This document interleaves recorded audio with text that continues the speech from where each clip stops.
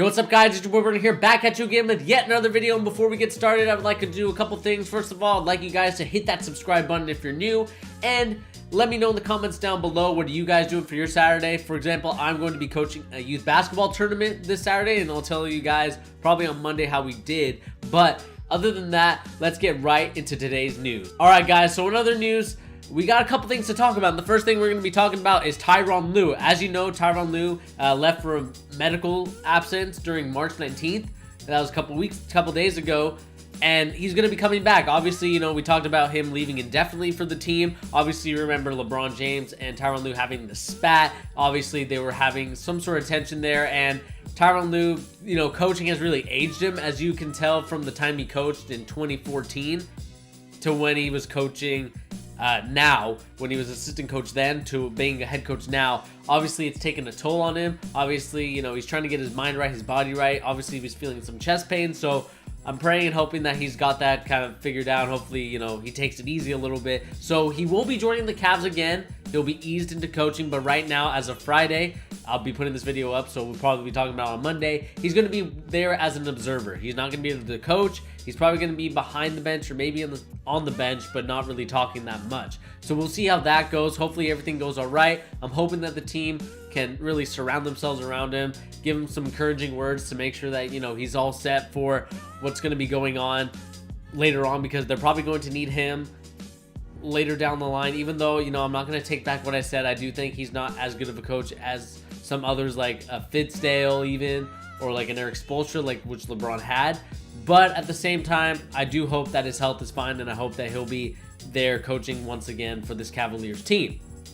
And we're just going to move on to some other news real quick. Of course, we got to talk about Giannis antetokounmpo. Of course, he's one of my favorite players to watch as of now. He's been really balling out in this 5th season. He's really stepped it up a lot. But the thing that we kind of related him to was just the fact that, you know, him and Jason Kidd had this tension. Of course, Giannis tried to save his job, but, you know, it is what it is. Jason Kidd got fired. But there's a story out there by Bleacher Report, which was covered by The Real GM, which is where I get most of my news sources, is that Giannis Antetokounmpo grew tired of the criticism from Jason Kidd. And I'll read this real quick. While Jason Kidd's relationship with Giannis was one of the strongest with one of the players he ever had, Milwaukee's franchise player grew weary of his relentless critiques. So obviously Giannis grew tired of Jason Kidd always critiquing him, always saying, hey, you should do this, not this. And he also said, did I think I lost the locker room? This is what Jason Kidd said.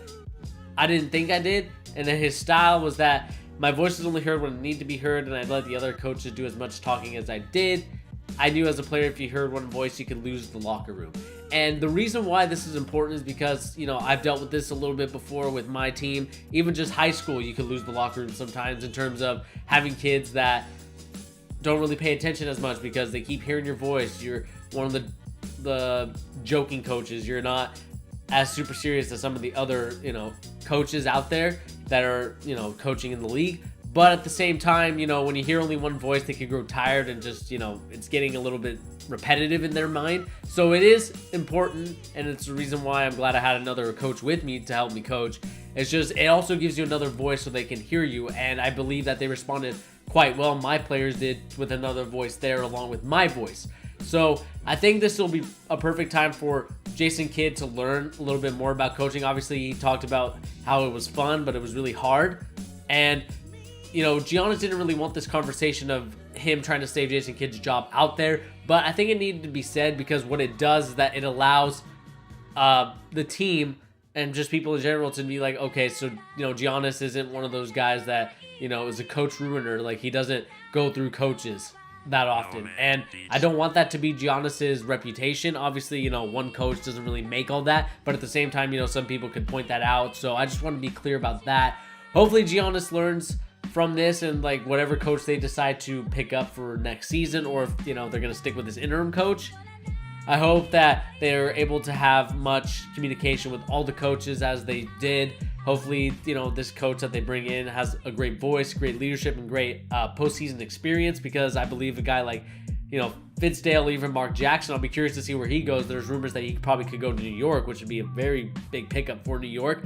But if guys like that are still out there, the other Van Gundy brothers also out there, You know, there's a lot of great coaches out there with playoff experience and finals experience. I'm hoping that one of those guys gets picked up eventually. But let me know in the comments down below, what do you guys think of both stories that I just talked about recently? Tyronn Lue, do you think he'll come back the postseason, or do you think that he'll just stay as an observer?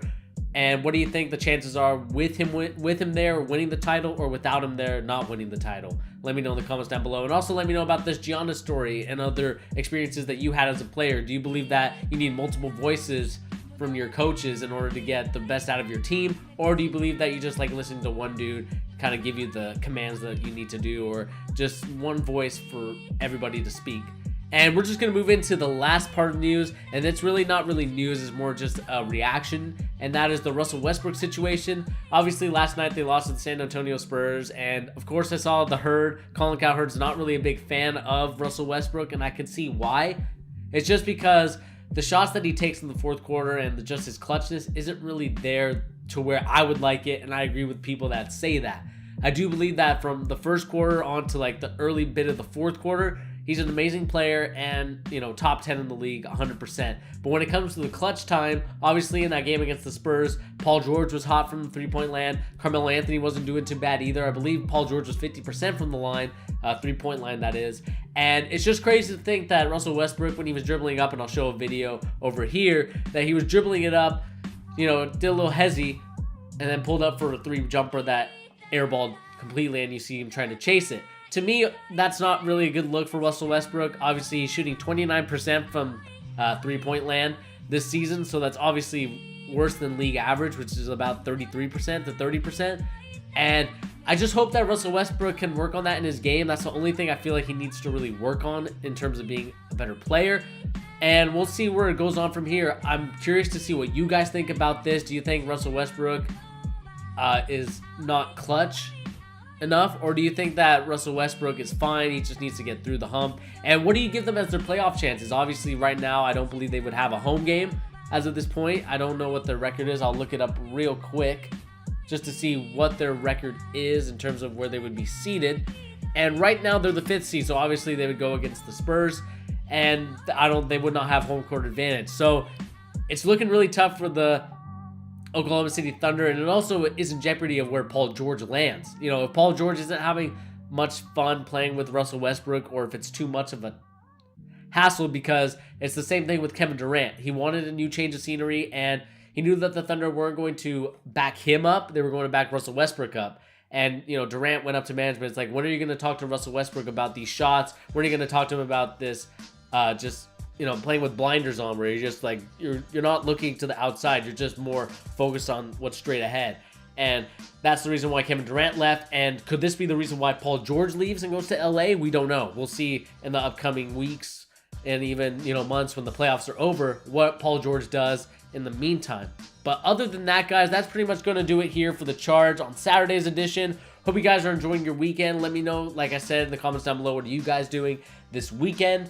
And other than that, guys, this has been your boy Bernie here on Fusion Corp and on the Charge podcast, giving you the latest NBA news and rumors and opinions. Also, remember to hit that like button and also hit that notification bell if you are part of the Fusion Corp community. And also, please remember to hit that like button, and also to, like I said, hit that subscribe button. And also, the most important thing is share this with people that love basketball. Let me know in the comments down below how many of you guys love basketball, and also, like I said, share this with your friends that are basketball enthusiasts. Anyway, guys, this has been your boy Bernie. Peace.